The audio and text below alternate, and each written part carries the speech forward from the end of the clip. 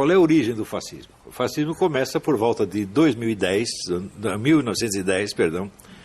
com uma discussão interna no movimento socialista italiano.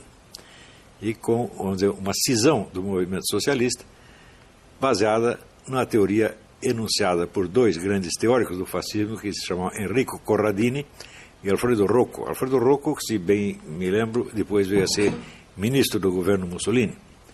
E eles tinham uma teoria de que o sujeito agente, a força principal da Revolução Mundial, não podia ser a classe proletária, e aliás não podia ser nenhuma classe social, porque as classes sociais estavam condicionadas e circunscritas aos seus países de origem. Não havia, por exemplo, um proletário internacional. Proletário internacional era apenas uma maneira de dizer, mas se o proletário italiano saísse dali e fosse para a Alemanha, ele não seria um proletário na Alemanha, ele seria um mendigo. Então, a condição de proletário é uma condição nacional. Então eles pensavam, se queremos uma revolução mundial, o sujeito ativo dessa revolução não pode ser a classe proletária, não pode ser nenhuma classe. Somente a nação pode ser o agente da revolução mundial. Então a ideia, vamos dizer, de nações revolucionárias, ou seja, nações proletárias contra nações burguesas, ou nações exploradas contra nações exploradoras, esta foi a origem do fascismo. Se vocês observarem bem, vocês verão que depois da Segunda Guerra, esta estratégia foi adotada por todo o movimento comunista mundial. O movimento terceiro-mundista criado por Stalin não é nada mais do que isto. Se pegamos a história do Partido Comunista Brasileiro, por exemplo, vocês verão que a partir da Segunda Guerra, já na época do governo Getúlio Vargas, a estratégia era a união, a aliança entre o proletariado e a burguesia nacional contra o imperialismo. Então é a nação proletária contra a nação capitalista imperialista. Isso foi adotado em todo o mundo. Isso é a mesma coisa que dizer que o movimento comunista internacional, depois da Segunda Guerra, se transformou num movimento fascista internacional. E é por isso mesmo que eles xingam os seus adversários de fascistas para ocultar a realidade da sua própria política.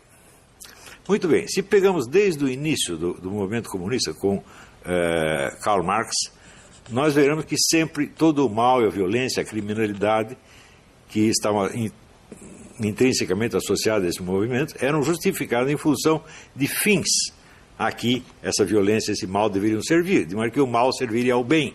Como diz o fim, justifica os meios. Então, por exemplo, a Revolução Proletária, com todo o sangue que derramasse, como derramou na Rússia e em outros lugares, se justificaria em função de um futuro de liberdade e prosperidade para o proletariado. Isso jamais se realizou, evidentemente. Como jamais se realizou, então foi preciso mudar o discurso. Passamos da revolução proletária para a revolução das nações exploradas contra as nações exploradoras. Porém, isto também não se realizou. As nações ditas exploradas que se revoltaram contra o imperialismo tiveram, sob o regime socialista, sob o regime revolucionário, uma sorte muito mais miserável, desgraçada do que tinham antes. Cuba, por exemplo, você vê que Cuba era, vamos dizer, a quarta economia da América Latina, agora é a 27ª, uma coisa assim. Quer dizer, Cuba se desgraçou a si mesma, né, buscando, sob o pretexto de libertar-se do imperialismo, ela se desgraçou. Eu acho muito engraçado quando dizem que a culpa da miséria cubana é por causa do bloqueio. É porque os Estados Unidos não comerciam com Cuba. Mas antes da Revolução, a desgraça não era justamente o fato de que os americanos comerciavam com Cuba? Então, eu não sei então se o imperialismo atrapalha mais pela sua presença ou pela sua ausência. Antes reclamavam da presença, agora reclamam da ausência. Então, tudo isso aí, é claro que são pretextos meramente verbais, é só uma tagarelice sem sentido.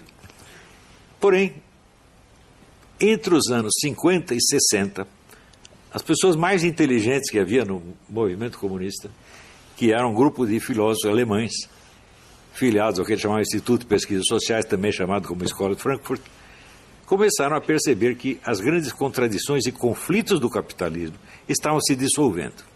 Então, o proletariado, por exemplo, já não podia ser a grande força revolucionária, porque ele tinha sido absorvido pelo capitalismo e estava servindo ao capitalismo. a condição de vida do proletariado tinha melhorado muito, eles estavam prosperando em toda parte, e eles estavam se sentindo muito bem no capitalismo e não queriam fazer revolução nenhuma. As nações exploradas também, né, viviam praticamente da ajuda dos seus exploradores, como a própria Cuba. Cuba vivia do dinheiro americano. A hora que saiu o dinheiro americano, antes reclamava porque o dinheiro americano estava lá, agora reclama porque não está mais lá. Então, as contradições todas acabaram. Então, como é que nós vamos destruir o capitalismo se não há contradições internas nele que nós possamos explorar? Então, esses filósofos, quais o chefe, vamos dizer, o fundador disso aí foi o filósofo húngaro Georg Lukács, mas os outros eram todos alemães, Max Horkheimer, Theodor Adorno, todos eles. Né?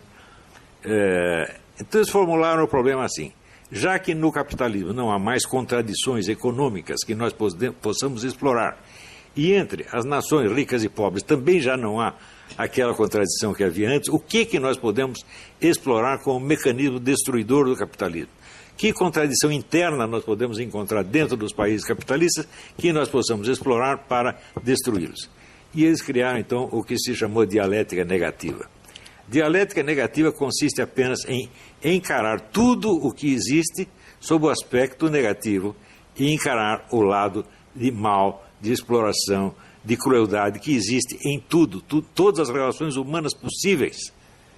Relações que tanto pode ser abarcar a sociedade inteira, quanto pode ser relações pessoais. Por exemplo, a relação entre marido e mulher, pai e filho, professor e aluno, e assim por diante. Eles começaram a enxergar o mal em tudo.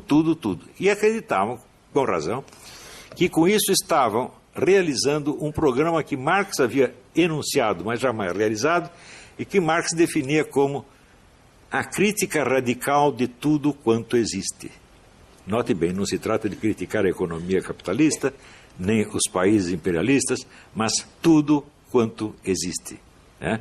Então você critica o casamento, a educação, a amizade, a economia, o trabalho, a lei, a moral, tudo é ruim, tudo é demoníaco. E eles se dedicaram a esse trabalho durante 40 ou 50 anos, por exemplo, quando muitos deles eram judeus que fugiram da Alemanha, com justa razão, fugindo da Alemanha, porque seriam mortos lá.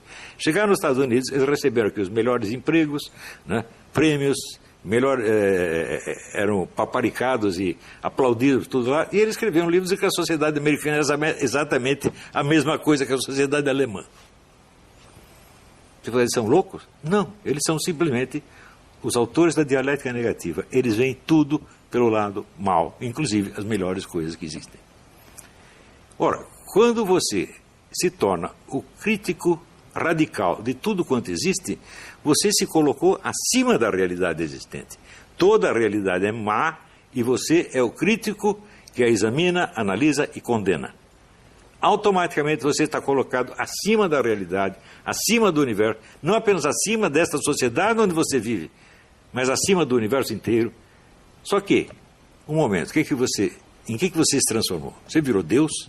Porque você está acima? Não.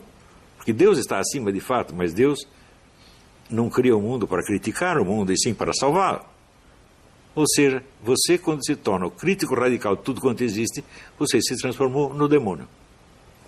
E o demônio, evidentemente, está livre de todas as obrigações humanas. O demônio só tem direitos, e o direito dele é fazer o mal contra aquilo que é mal. Como tudo é mal, ele pode fazer o mal contra tudo, e ele jamais será condenado e nem acusado. Veja, isto quer dizer que esta política esquerdista hoje, ela tem sobre o seu público, especialmente o público jovem, um tipo de atrativo que é completamente diferente da que tinha antes. Antes tratava-se de fazer o mal em nome de um bem. Agora não precisa mais do bem. Agora o mal é em si mesmo uma superioridade. Tão logo você aderiu a esta política, você está acima da humanidade. Você jamais é submetido a exame, você é o examinador, você é o julgador, e você é o carrasco que vai destruir tudo. E você jamais será examinado. Vejam, aconteceu um fenômeno, um fato singular, muito significativo. Após ter jogado milhões de jovens contra seus pais, contra seus professores, contra as leis, contra a moral, contra tudo, um dia o professor Theodor Adorno teve o desprazer de ver os alunos da faculdade invadirem a sua sala e começarem a quebrar tudo. E aí ele ficou, não, peraí, aí já é dialética negativa demais. Isso aí não pode. Então, isso quer dizer, o dialético negativo, o acusador universal, ele está acima de todas as acusações. Ele não pode ser acusado, ele não pode ser sequer analisado. Ele é o tipo invisível que vê tudo. Ele é o olho que tudo vê, para usar um antigo simbolismo esotérico. Ele é o olho que tudo vê e ele jamais é visto. É por isso que o pessoal da direita, você perguntar assim, quantos livros de direita você leu destruindo, por exemplo, a filosofia do Theodor Adorno? Nenhum. Quantos livros de direita destruindo a filosofia de Georg Lukács? Nenhum. Toda a bibliografia direitista que existe critica o socialismo, critica o marxismo, critica vários programas políticos, mas nunca vai à profundidade da filosofia da dialética negativa. Nunca. E por isso essa dialética negativa ela sempre sobrevive e pode se refazer e se reconstruir depois das piores derrotas. Então isso quer dizer que enquanto esta filosofia da Escola de Frankfurt não for totalmente destruída, ela vai se renovar e vai reconstruir o movimento comunista milhões de vezes. Isso nunca acaba. Isso é indestrutível. Veja, a destruição não é destrutível. A destruição vive apenas de destruir. Ou seja, nós podemos dizer que o pessoal da Escola de Frankfurt descobriu o segredo da vida eterna. Eles podem viver eternamente. É só viver da destruição e jamais propor nada positivo. Quando propor alguma coisa, propõe sob o nome de positivo algo negativo. Por exemplo, operar crianças de 5 anos, um menino de 5 anos que diz que é menina, você já manda operá-lo. Ela corta o órgão sexual dele e pronto, virou menino. Pode haver algo de bom nisso, é claro que isso é apenas destruição. Você não sabe o que vai ser desse menino mais tarde. Você não sabe se ele vai querer o seu órgão sexual de volta. Mas não precisa saber. Como é a destruição, e a destruição é sempre positiva, vamos em frente. E assim por diante. Quando você propõe... Um momentinho, deixa eu tomar uma água.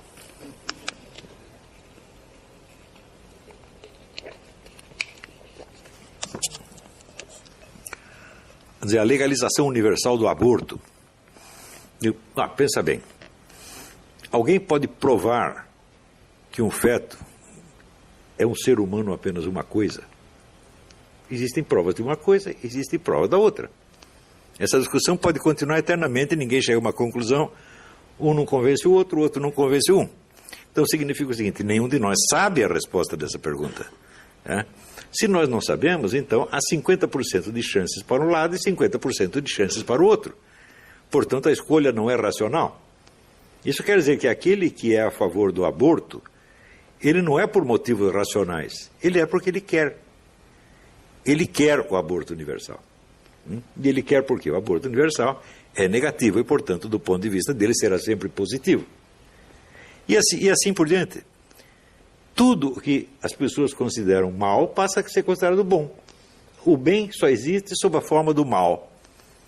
E esta é a essência, esse é o segredo da Escola de Frankfurt. E isso tem um atrativo infinitamente maior do que a velha revolução proletária ou a velha revolução fascista. Porque tanto a revolução proletária quanto a revolução fascista, elas alegavam um bem futuro que era justificativa do mal que se está fazendo no presente. Era a finalidade boa que justifica o meio mal. Portanto, essas revoluções podiam ser criticadas em nome do quê? Dos fins que elas mesmas se propunham. Quando você via, por exemplo, que no regime socialista os proletários estavam passando muito mais fome do que no regime capitalista, você via que a revolução tinha falhado a realizar o fim que ela se propunha. Então ela podia ser criticada em nome do seu fim. Do mesmo modo, você vê, a revolução fascista prometia que, vamos dizer, as nações que estavam sendo exploradas e roubadas seriam as dominadoras. Não é isso? Então, sei lá, o Hitler vai propor um Reich que vai durar 1000 anos. Durou 12 e acabou muito mal. Não é isso? Mussolini acabou pendurado, assassinado e pendurado pelas pernas, e a Itália perdeu tudo. Então, essas revoluções podiam ser criticadas em nome dos fins positivos em nome dos quais elas faziam mal. Mas a nova revolução, a revolução da dialética negativa, não pode ser criticada por nada. Porque ela tem o monopólio da crítica, ela tem o monopólio do discurso destrutivo. E o monopólio do discurso destrutivo transforma o seu portador num tipo sobre-humano. Ele jamais pode ser condenado em nome de nada, nem mesmo da própria revolução. Você vê que os antigos comunistas ainda tinham a possibilidade de ter que fazer uma autocrítica. Nós erramos em tal ponto agora. Agora não há mais erros, meu Deus do céu. Está entendendo? O poder atrativo desta coisa é ilimitado. E pela mesma razão, não adianta discutir contra esta revolução com os argumentos e armas com que se usava contra a revolução proletária e a revolução fascista. Não adianta mais. As pessoas não são mais acessíveis a esse tipo de argumento, por quê? Elas são sobre-humanas. Você percebe? Um sujeito, por exemplo, que ele nasceu homem e decidiu virar mulher. Bom, alguns acabam parecendo mulher mesmo, mas a maioria não acontece, o sujeito continua parecendo homem. Então você olha e vê um homem, mas ele diz, mas eu me sinto mulher e você não tem o direito de me olhar como os seus olhos me veem, você tem que me olhar como eu quero ser visto. Isso quer dizer que a piada do Groucho Marx, afinal você vai confiar em mim ou nos seus próprios olhos? Virou realidade.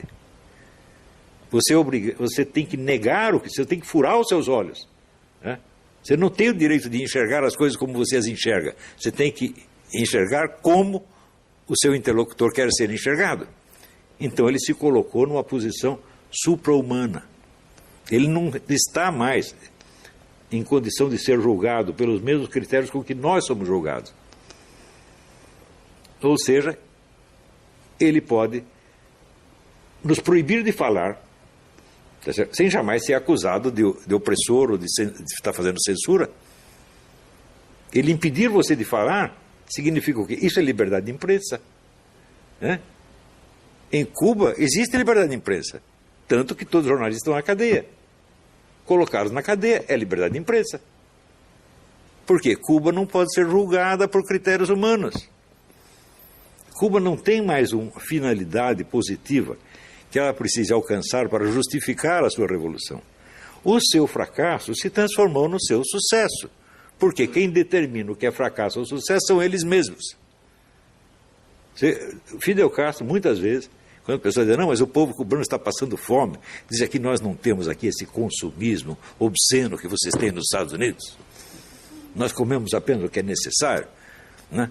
Vocês comem 2 bifes todos os dias, nós comemos 1 bife por ano. E está muito orgulhoso disso. Né? Ou seja, o fracasso se torna um sucesso. Por quê? Porque o mal se tornou o bem. E todo o bem que existe... Me diga uma coisa, existe algum bem humano que seja absoluto? Não. Nós somos apenas humanos, nós não somos Deus. O bem absoluto só Deus consegue fazer. Tudo que nós fazemos, nós dizemos assim, o bem predomina. Mas não quer dizer que ele seja 100%. Ele é, digamos, 90%, 80%, e nós nos satisfazemos com isso. Mas eles, onde houver 10% de mal, eles vão dizer que é tudo mal. E esse pequeno mal, ele está presente em tudo. Então, é tipo de, vamos dizer, falácia filosófica que se enuncia da maneira seguinte, tudo é tal coisa. Por exemplo, se você disser, tudo é energia. Eu digo, bom, existe algum fenômeno onde a energia esteja ausente? Não, ela tem que estar presente em tudo. Ou seja, tudo é sexo. Existe alguma ação humana que não tem nenhum elemento sexual, fala, bom, pelo menos o agente vai ter que ser o homem ou a mulher, uma terceira coisa. Então o sexo estará presente. Ou tudo é a lei da gravidade. Bom, a lei da gravidade jamais vai estar ausente. Então, todo fator que está presente em todos os fenômenos não pode ser causa de nenhum deles. Mas a técnica hoje é a seguinte, você pegar o fator que está presente em tudo e dizer que ela é a causa, e usar como argumento justamente a onipresença dela. É claro que é uma falácia filosófica, falácia lógica ridícula, grotesca. Mas isso convence as pessoas. Então,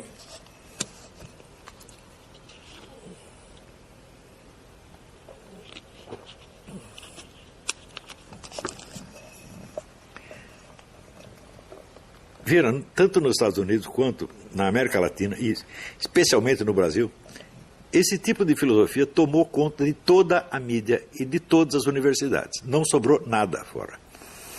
No Brasil eu assisti a esse fenômeno, porque a partir dos anos 60, logo após a ditadura militar, os comunistas, vendo que tinham sido derrotados, expulsos do campo eleitoral político, decidiram usar a estratégia do Antônio Gramsci, que era da Revolução Cultural. Fazer a Revolução Cultural primeiro, a Revolução Política depois. Então, tem que tomar a mídia, as editoras, as universidades, etc., etc., lentamente, devagarinho, e sem dizer que é propaganda socialista, porque o objetivo do Antônio Gramsci, ele mesmo definiu assim: nós vamos fazer com que todos sejam socialistas sem saber. Então, é por isso que eu fui muito contra a campanha que conservadores e liberais brasileiros faziam contra a doutrinação comunista. Quer dizer, não tem doutrinação nenhuma, meu Deus do céu. Eles estão induzindo as pessoas a ser socialistas sem tê-las doutrinado jamais. Eu vou lhe dar um exemplo de como se usava. Usava geralmente modificações comportamentais que não passavam pela esfera da opinião e das ideias. Houve, por exemplo, um professor na Suécia que fez um experimento que foi muito louvado no Brasil pelo diretor de teatro Gerald Thomas. Ele pegou os seus alunos e disse: vocês, durante esse fim de semana, vocês vão fazer um experimento de sexo oral com o seu colega aí do lado. Vocês vão chupar o membro dele e, quando ele ejacular, vocês vão engolir. E na segunda-feira vocês trazem um relatório científico do que se passou. Muito bem, quase todos disseram que foi bom. Por quê? Existem já pesquisas em psicologia que mostram que sempre que você faz uma pessoa agir contra os seus princípios, em 82%, 83% dos casos eles mudam de princípios, para não dizer que fizeram uma tremenda asneira. Então, quer dizer, até aquele dia ninguém tinha pensado em fazer sexo oral com o vizinho, a partir de segunda-feira todos começaram a pensar. Isto é doutrinação? Não, o professor não fez doutrina nenhuma, não os convenceu de nada, apenas sugeriu que fizesse uma experiência inocentemente. E é assim que se faz. Há um livro do Pascal Bernardin, que se chama... Pascal Bernardin é um professor de ginásio francês. O livro chama-se Maquiavel Pedagogo. E ele mostra o número dessas técnicas de manipulação comportamental que são usadas. Nenhuma delas parece propaganda de maneira alguma. Existem vários truques ali. Um deles chama-se pé na porta. Pé na porta é o seguinte: o pesquisador bate na porta do sujeito e diz: olha, eu sou da prefeitura, nós queremos aqui grudar um cartaz de trânsito aqui na sua parede, um cartaz de 2 metros de altura. O sujeito olha o cartaz e fala: não, pelo amor de Deus, você vai tampar a minha porta, vai ficar horrível a minha casa. Ah, então nós temos esse aqui pequenininho, de 30 centímetros, pode pregar? 90% dos casos todo mundo concordava. Então você pede uma coisa mais difícil, que ninguém vai dar, e daí você pede outra mais fácil, todo mundo cede imediatamente. Isso é muito usado nas escolas. Você sugere algo, os alunos dizem não, você respeita a opinião deles. E você faz uma sugestão um pouco menos chocante e todo mundo aceita. Essas técnicas são usadas o tempo todo. O sujeito que chama isso de doutrinação, ele não está entendendo nada, ele está achando que o sujeito está fazendo propaganda comunista. Não há propaganda comunista. Há apenas o uso intenso desse tipo de truques, onde, em vez da doutrinação, a doutrinação é uma coisa que passa pela cabeça, passa pelas opiniões, pelas ideias. Se você faz uma doutrinação, você está praticamente pedindo um debate, pedindo uma discussão, mas se você sugere experimentos, isso não passa pela esfera das opiniões. Você muda a conduta diretamente, sem passar pela máquina opinante que tem na cabeça de cada um. Isso significa o domínio total da mente do aluno. Mas pessoas muito bem interessadas, bem intencionadas, que lançaram a campanha Escola Sem Partido, falavam contra a doutrinação. E daí o que a esquerda fez? A esquerda disse: estão querendo nos censurar, estão querendo nos impedir. Então, veja, a facção que dominava tudo e que baniu completamente a opinião adversária do espaço dominado, começou a fingir que ela estava sendo censurada, ela estava sendo perseguida, ela estava sendo oprimida. E você veja, isso significa que o pessoal da direita, conservador, liberal, não entendeu o que estava acontecendo. O que estava acontecendo? Uma coisa, estavam combatendo outra que não existia. Isso acontece praticamente no mundo inteiro. Eu vou lhes dar um exemplo. Eu sempre ando aqui com o meu cachimbo. Não só porque eu fumo e gosto de fumar, mas porque é um símbolo. O economista Walter Williams, vocês devem conhecer, o Walter Williams é um brilhante economista negro, americano. Ele foi o único que fez uma análise correta disso aí. Ele disse, o movimento antitabagista foi o primeiro teste em nível de amplitude universal para avaliar a possibilidade de manipular a massa e dominá-la. Então o que eles fizeram? Lançaram aí algumas pesquisas científicas que diziam, o fumo causa isto, mais aquilo, mais aquilo, mais aquilo outro. E muito bem, qual é o princípio número 1 da terapêutica? É o princípio de que, removida a causa, cessa o efeito. Hoje, o número de fumantes nos Estados Unidos diminuiu para 1/3, mas as doenças pulmonares e cardíacas não diminuíram nem um único caso. Não interessa. Agora o antitabagismo já venceu. Todo lugar que você vai tem o cartaz. Ambiente smoke free. Primeira vez que eu vi isso vai fazer o quê? 15 anos atrás. Acho que eu fui no Hudson Institute, uma dessas organizações conservadoras americanas. Eu fui lá fazer uma conferência, quando eu cheguei, vi o cartazinho, olhei aquilo e falei, você já perdeu na briga. Porque quando você permite que a autoridade governante policie os seus hábitos policiais, pessoais, você já perdeu tudo. Depois você quer preservar algumas liberdades políticas, não interessa se você não tem a liberdade pessoal, a liberdade concreta de fazer o que você gosta, você já entregou tudo, meu Deus do céu, já está derrotado. E, curiosamente, o único analista social que percebeu isso foi o Walter Williams. Esse artigo eu guardei, é brilhantíssimo. Se vocês quiserem, depois eu mando cópia para vocês. Então, é assim que se faz.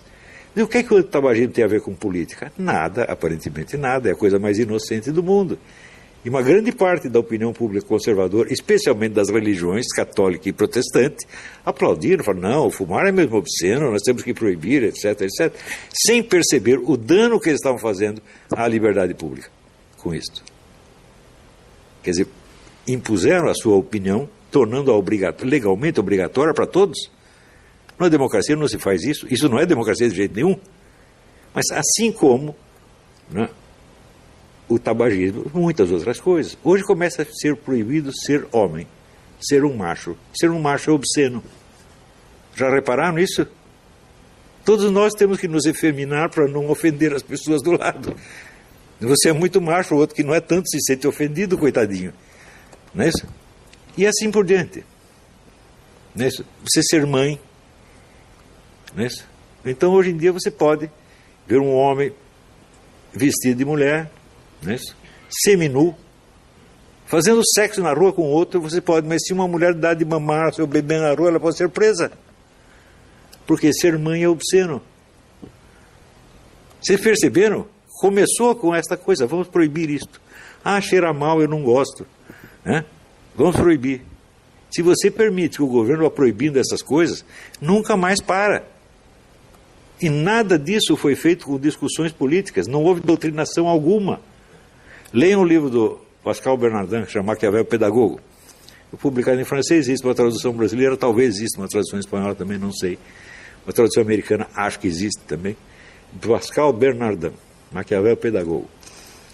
Então, isso significa que esta mentalidade da dialética negativa, que conquista as almas não pela promessa de um bem futuro, mas pela promessa de uma condição sobre-humana imediata. Você está livre de todas as obrigações. Você não pode ser examinado, você não pode ser cobrado, você não pode ser analisado. Você é o olho que tudo vê e nunca é visto. Toda essa juventude está com esta mentalidade. Viraram demônios, meu Deus do céu. Então a discussão não é mais política, ela passou para um outro nível. Não é isso? E por isso é que você vê fenômenos como esse da Argentina. Quer dizer, um governo totalmente fracassado é reeleito, obtém sucesso. Por quê? Porque é isso que ele vai dar para as pessoas. Ele vai transformá-las em seres sobre-humanos. Vai liberar de todas as obrigações humanas e entregar para eles um instrumento de ação com os quais eles podem oprimir, assustar, maltratar e matar a quem eles quiserem. Isso é muito mais sedutor do que a antiga utopia socialista. A utopia socialista era para o futuro, a presente geração vai se sacrificar, nós vamos morrer, mas um dia teremos o paraíso socialista. Agora, esta promoção do sujeito a uma escala sobre-humana é imediata. Não é uma utopia. Você começa a viver isso no primeiro momento. Quer dizer, você pega um homem assim, uma fisionomia, sei lá, parecendo Schwarzenegger, né? Ele veste uma calcinha, um sutiã, e ele diz que você é obrigado a vê-lo como mulher. Né? Você diz, mas eu não aguento, eu não consigo. Tento ver uma mulher, mas eu vejo um homem. Ah, você é um criminoso, você vai para a cadeia. É isso que eles estão fazendo, gente, e nós estamos aceitando essa brincadeira. Porque não percebemos a profundidade, vamos dizer, do impulso diabólico desses homens da Escola de Frankfurt. De como é possível o sujeito sai da Alemanha nazista onde iriam matá-lo. Ele vem para um país onde é o contrário, ele tem liberdade, tem bom emprego, todo mundo trata bem, e ele diz que é a mesma coisa. Quer dizer, é uma ingratidão absolutamente demoníaca. Você não percebe a diferença da Alemanha nazista, dos Estados Unidos e a democracia americana, o que há? E ele diz isso, não é num artiguinho de jornal, ele escreveu um livro desse tamanho, chamado Personalidade Autoritária, não está lá, segundo ele, está demonstrado que a sociedade americana é igualzinha à sociedade nazista. Então por que você saiu de lá e veio para cá? Por que você não ficou lá mesmo? Ou seja, isto é o que eu chamei de paralaxe cognitiva. Paralaxe cognitiva é um deslocamento total entre o eixo da construção teórica do filósofo e o eixo da sua experiência real. Ou seja, o que ele está descrevendo, o que ele está dizendo, desmente flagrantemente a experiência real dele. E isso é uma coisa que existe, vamos dizer, é um mal permanente do pensamento ocidental nos últimos 4 ou 5 séculos. Né? Eu dou um exemplo, por exemplo, Karl Marx, o próprio Karl Marx é um exemplo disso, onde ele diz que todas as classes sociais têm uma visão deformada da história. Por quê? Elas têm interesses em jogo e a sua visão das coisas é deformada pelo seu interesse oculto. Exceto o proletariado. O proletariado não tem interesses especiais, os interesses deles coincidem com os da humanidade inteira, então o proletariado é a única classe que pode ter uma visão objetiva da realidade histórica. E em seguida, ele, Karl Marx, que não só não era um proletário, mas nunca tinha visto um proletário, escreve a visão objetiva das coisas segundo a visão proletária. Eu digo, mas espera aí, mas a sua existência é o desmentido da sua teoria. A sua existência demonstra, quer dizer, se a visão proletária é a verdade, é a realidade, a sua existência demonstra que um burguês pode ver a realidade tão bem quanto um proletário. E você acaba dizendo que ele não pode. Ou seja, a mesma coisa que escrever, eu, Karl Marx, não consigo escrever este livro. Mas você escreveu. Então, isso não é hipocrisia. Isso não é nem falsidade, isso é um outro fenômeno que eu chamei de paralaxe cognitiva. Se fosse hipocrisia, ele estaria consciente do que ele está fazendo. Mas ele escreve isso com total inocência.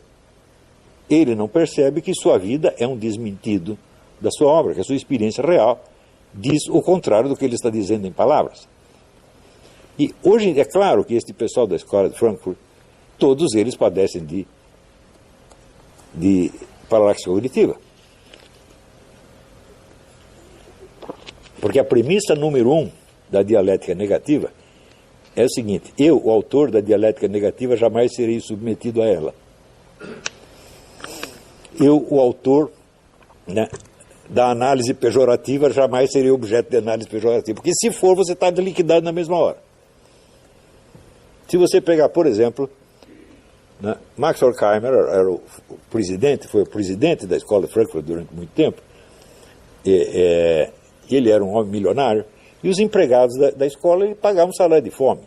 Ou seja, ele era um capitalista mais explorador que qualquer capitalista. E ele não via nenhum problema nisso aí. Ele não fez isso de maldade, nem de hipocrisia. Ele fez porque era natural nele fazer assim.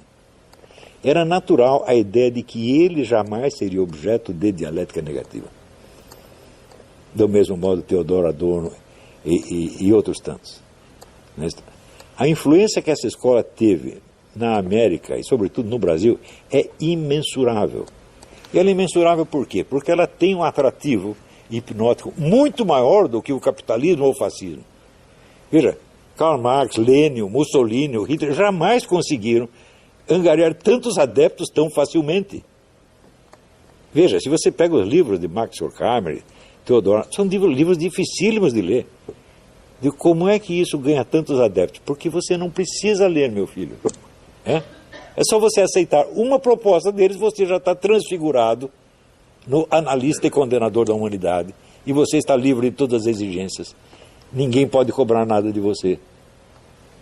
Então você tem milhões de idiotas que viraram julgadores da humanidade. Eles estão sentados como é que se diz, numa mesa de juiz, coloca a humanidade ali na banca dos réus e condena e pronto, acabou. E ninguém se lembra de fazer o mesmo com eles. Por quê? Porque a tradição de análise, tradição de discussão dos liberais e conservadores vem do mundo anglo-saxônico, e eles entendem tudo como se fosse uma disputa entre o Partido Conservador e o Partido Trabalhista britânico. Os dois sentados no parlamento, cada um do seu lado, discutindo educadamente, de vez em quando um fazendo umas piadinhas sobre o outro, e tudo não passa disso. Ora, a política da Escola de Frankfurt não é apenas de destruição do capitalismo, é a destruição de tudo, exceto eles. É a proposta mais cruel, mais sádica que alguém já fez. E até hoje ninguém percebeu isso. Por quê? Porque os homens da Escola de Frankfurt jamais pertenceram ao Partido Comunista Soviético. Então todo mundo diz, não, eles são comunistas, mas eles são mais moderados do que Stalin. Fala, não, Stalin comparado com eles era um doce de coco, era um anjinho. Stalin nunca disse que era para destruir tudo que existia de bom. Eles disseram. Por trás de todo bem existe o mal. Para dar um exemplo de coisa ruim que eles desejavam destruir, Michel Foucault, que foi um discípulo deles e até radicalizou a proposta deles, ele era contra as pessoas terem paz.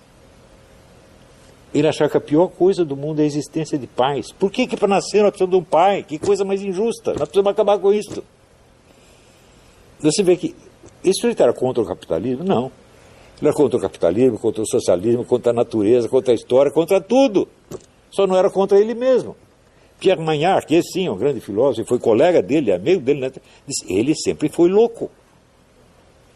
E, no entanto, as pessoas leem. Claro, o Michel Foucault não é nenhuma besta, de vez em quando ele tem umas intuições brilhantes sobre isso, sobre aquilo. Mas essa é uma característica a diferença fundamental entre a filosofia antiga e medieval e a filosofia moderna é o seguinte.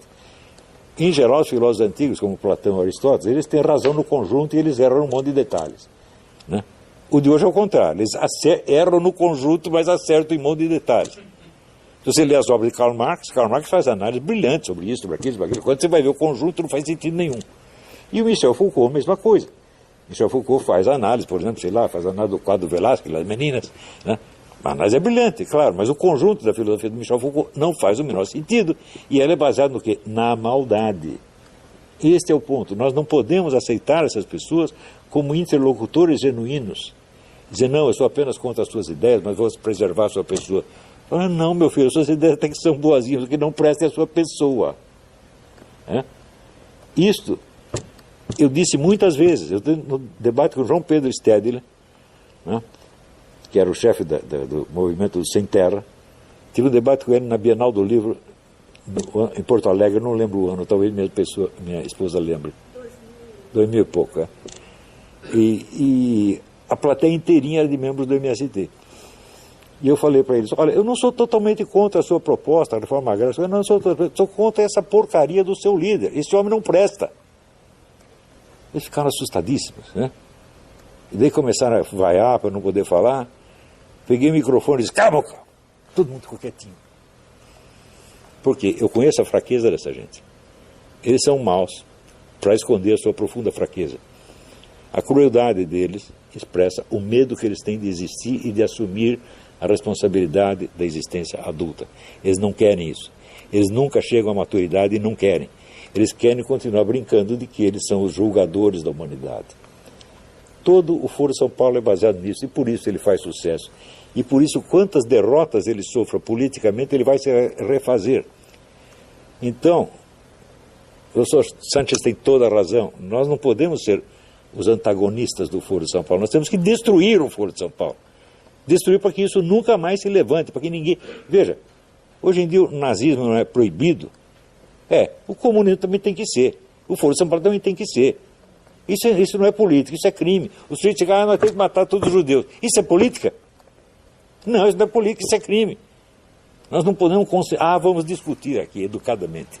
Devemos matar os judeuzinhos, sim ou não? Você acha que tem sentido uma discussão dessa? Não tem nada. Cala a boca, burro, põe na cadeia, tampa sua boca com uma rolha. Isso se não condenar à morte logo. Nós não podemos aceitar mais a existência dessas coisas. Não podemos aceitar, vamos dizer, a ideologia criminosa como se fosse uma proposta política. Isso não é uma proposta política. Isso é psicopatia. Isso é crime. Então, essa aí é a minha conclusão. Muito obrigado pela sua atenção.